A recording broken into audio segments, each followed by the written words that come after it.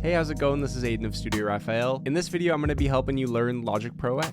My approach in teaching this is going to be from the angle of somebody who has never used Logic before and is just opening it for the first time, so I hope you find this helpful. If you do, please leave a like, it really helps. If you have any questions, leave a comment down below. Even if it's not a question and if you just want to say thanks, comments help to engage the algorithm. And if you're interested in learning more and being a part of this musical journey with me, then subscribe. So without further ado, let's hop right into it. There's my screen. And down here, I have Logic. We're going to click on Logic and we're going to go up to the top here and we're going to open a new session. So here we got 4 different options. We have Midi, which is what we're going to start with. This is a pattern maker for making beats and drum rhythms and that sort of thing. These are session players that are new. It's done by AI and this is for audio, but we're not going to be focused on audio right now. We're just going to focus on throwing in some MIDI instruments. So before we even start that, what we want to do as well is just check this right here. You see where it says audio output right here? Right beneath that, we have our device. What this is telling us is where our audio is coming out of. So this is important because, oh, I can't drag it open. If this says anything other than what you want to listen through, then you're not going to be hearing any audio, right? So right now I'm going through multi-output device because that's what I need to do for SWB. But for the average person, it's probably just, you know, your speakers or your external headphones. So once we made sure that we have the appropriate output, we're good. And yeah, so we're going to make our software instrument and we're going to click create. So we have a software instrument. Great. We got an electric piano right here. So I'm going to assume that the average person probably doesn't have a MIDI keyboard. So what you want to do, technically you can go to Window and you can do Show Keyboard or Musical Typing right here. That's one way to open the keyboard. But another way is just to go Command K and that'll open up your keyboard. So now what that does, because we're clicked on our electric piano, if we press the letters of our keyboard, which are associated with the keys, we can hear music, and that's great. So just to show you what's happening with the keyboard here, we have all our notes, right? These are our notes that you can hear. Z and X are going to take us down octaves or up octaves. And then C and V are working with MIDI ranges called velocities. So velocities are basically how hard a note is being pressed. So when a low velocity happens, right? It's really quiet. But when a high velocity happens, we're all the way up here, right? That's loud. So that's what velocity is doing. That's what octaves doing. You have sustain. So if you hold down tab and press a note, right, it holds it down. You have your pitch bend, which does cool stuff like that. And you can go the other way too. So that's the 1 and the 2. And then you have the modulation 3, 4, 5, 6, 7, 8, which modulates the notes between the stereo field. So to keep it simple, we're going to keep modulation off. We're just going to stay sort of in the center here. Great.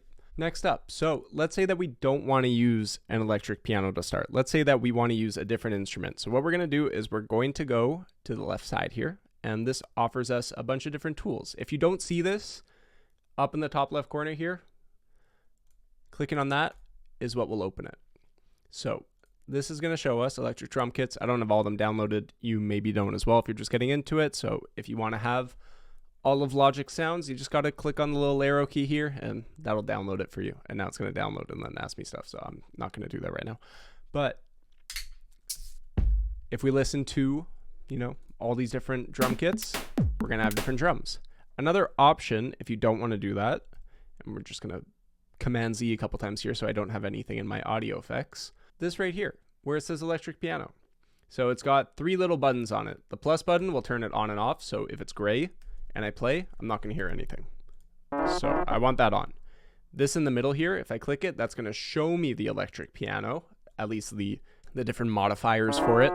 So this in here, I can change different elements of the sound, which is pretty cool. So those are the modifiers. And then the last one here on the right side is going to show us an arrows. This is going to show us arrows, and when we click on it, we get all the different instruments that Logic has to offer us.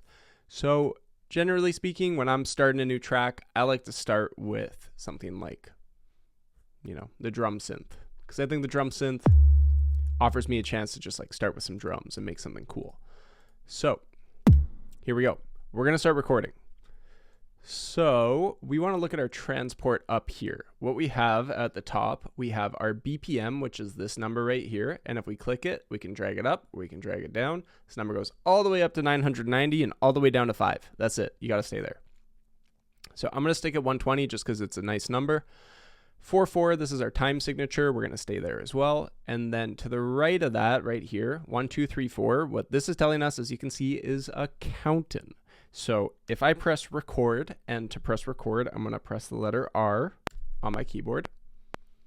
We had 4 beats before it started recording, right? Ignore that. So 1, 2, 3, 4, record, right? But now we're not actually hearing the metronome while it's recording. So this one right here, we click the metronome, and now 2, 3, 4, and now we got a metronome that is recording during it. And then if I turn the counting off, right, it's just gonna go right to recording. So I like to have the counting because it helps. And if you don't want to press the letter R, you can just press the record button up here, right? And when you're done recording, you can just press space, and then you're done. That's good. Okay, so I'm going to record just a basic drum pattern here. You ready? So we're gonna just do a 4 on the floor. So I'm pressing the drum every beat. 1, 2, 3, 4, 1, 2, 3, 4, 1, 2, 3, 4. So this screen right here, this is our MIDI screen. So there's a couple ways that I can open that up. If I close the keyboard, one way that I can open that up is by double clicking on the selection of the MIDI that I want to open. The other option is to press the letter E. And when I press the letter E, that just opens up the MIDI keyboard. And then when I click on this one, it shows it to me. So now what I want to do, because what you can see here is, oh, my notes are a little off, right? Versus the 4 on the floor that I'm trying to make. So what I want to do is I'm going to click in the area, press Command A, and then in this side here, I'm going to go to the note type that I want. So for this, I'm looking for quarter notes, and then you can see that jumped to the note that I wanted.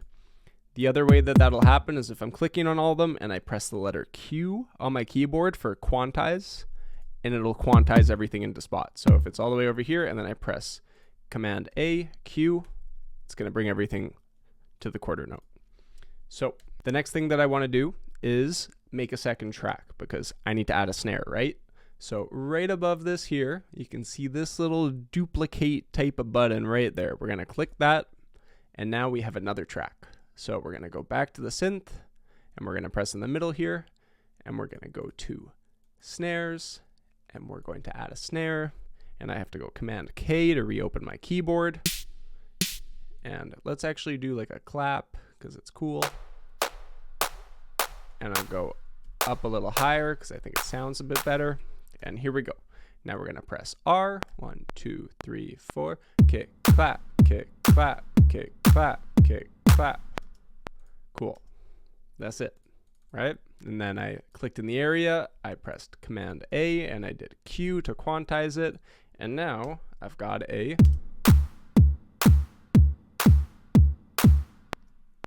pattern. That's great. And then from there, onwards and upwards, you just keep on making new tracks. And, you know, if you want to add audio, you can do that too. So I can cover that real quickly. I can just open up an audio track, right? And this is my audio track. And in order to get signal from my audio track, I need to press this little I button here. And what the I does is it's input monitoring. So right now I'm input monitoring input number 1, but my microphone's on input number 2. So if I go to the input and then I go input number 2, now we can hear the microphone through Logic. And if I want to record it, I just got to record arm the track right there. So this is flashing out, and then when I press record, 2, 3, 4, we are recording. We are recording. Right? Great. Here we go. 1, 2, 3, 4. We are recording. We are recording. Cool. Now we got a loop. So check this out. We are recording. We are recording. We are recording. We are recording. Fancy loop. So if I want to copy a region, I'll turn that off. If I want to copy a region, I can go Command C, right? Copy paste. Command C, Command V. Here you go. Now we're copying regions like we would anywhere else. Just computer program stuff, you know. And now this little bar at the top, if I drag over here, right, you see that? I can click on it and this little yellow bar creates a looping area. So we're going to turn that off and we're just going to drag and click there, and that's our loop. And you can see this little guy turns on there too. So when that's on or off, that's the loop. We are recording. This is a 16 bar loop. We are recording. We are recording. Awesome. So that covers audio, that covers MIDI, and it's pretty much just that process over and over again. The other things that maybe to look at are, we have the solo right here. So clicking on this will solo. Are recording.